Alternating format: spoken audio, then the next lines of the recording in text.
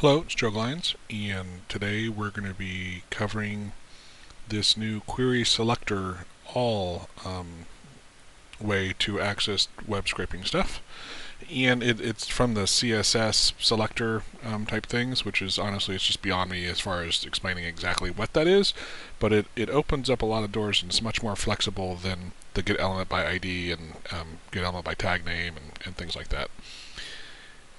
So let's start it off. First, I'm going to start off with an example here. And by the way, on this post here, you can go get a link for the web scraping syntax writer in case you want that, or watch the first video and you'll see it demonstrated there. We're going to start off talking about. Oh, and these are the other links are resources to pages that I use to help build all this out. A couple of them, especially. This one is pretty cool because you can dynamically click something and see how it's highlighting the stuff. It helps you kind of understand what you're doing when you're using the query select. So let's get going. And what I've done is I've broken down. I've created different subgroups, and so this will make it a little easier for us to stay focused on different things. And I want to start off on the high level here. This is not actually using the query select all, right?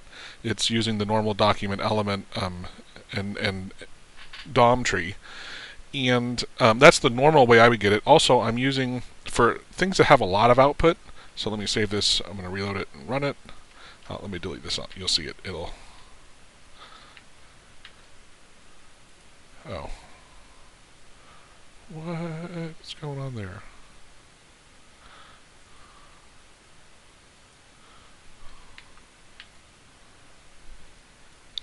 Okay, I realized I had commented out my my first Go sub to this. What I wanted to point out was the start page. If you scroll down to the bottom of my function or the script, which I'll put online, is it's making sure that this is the constant page you're starting from, because that's what the rest of the script is built off of. And real quickly here it says, okay, get a pointer to the browser. If the current, store this in page. If page does not equal this URL, navigate to it and wait until you do, and then continue on. So that's that. This site output, this is a function I wrote which basically allows you to dump text here instead of like to a GUI or a message box. So when there's a lot of text, I like dumping it in here. It's just easier to see big bulk things instead of trying to put it into a GUI and resize it and trying to use a message box, which when there's a lot of text, it looks kind of crazy. Right, so in this one, again, I'll delete this. And just so you have some idea of what it is, this is my contact me page. I picked it just not because I care that I want people to contact me. It's just that it has a lot less stuff than the other pages. So I thought there'd probably be less HTML, a little easier to focus on. So, but I'm not going to focus. Normally, I show how to use the IE tool and to drag and stuff. If you're new to using this tool, this IWB2 Learner, and how to use this, in the zoom, let me zoom into 100% here so you'll see how it works a little bit better. Come on. If you're new to it, go back and watch, I think, my first tutorial. I talked through a lot of how to use it. However, it does not display the QSS stuff. You'll still use a lot of the same elements and everything in this new way to access it, but it just adds a lot of flexibility. So I'm not going to go through dragging it. I'm just going to go through the syntax.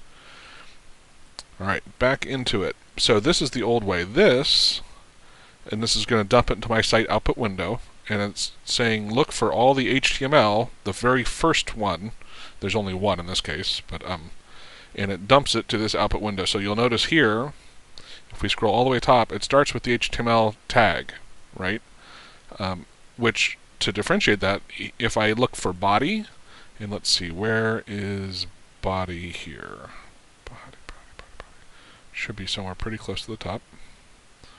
I'm not sure if I can do a search. No, I can't do a search down there.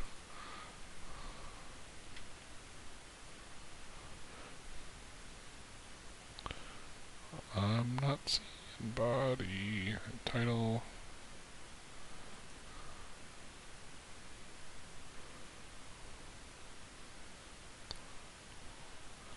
It doesn't really matter, but it would have helped point it out a bit So we'll just jump to the next one.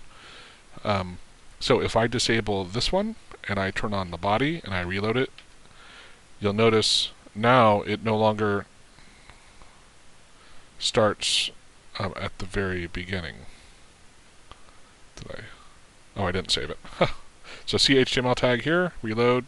Now see it says body class, right? So that's just telling it, instead of getting the whole the head, get the body, right? So I can purposely exclude the head on all the tags there if I want to, so I can start there. Or let's say I wanted to get the first image. Oh, and you know what? Image is a good example here. So I'm going to get the first one. Let me save this, reload it. So now I'm dumping it. Notice here I changed to a message box, right? This first one is this LinkedIn, alt LinkedIn PNG, right? Let me